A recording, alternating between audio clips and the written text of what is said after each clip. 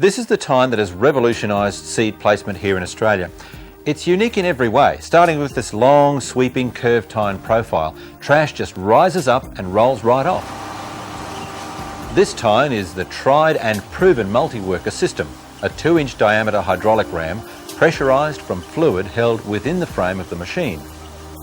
This clever system holds the tine firmly in the ground, does not allow it to slop around, therefore wear and tear in the linkages is almost eliminated, and the seed placement accuracy is the ultimate over the longest of machine life.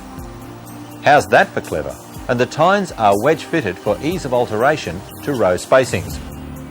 Yes, with its shift-on-the-go pressure adjustment on the press wheel, uniform seed depth control, minimised soil disturbance, superb trash handling ability, multi-planter farmers are absolutely spoiled.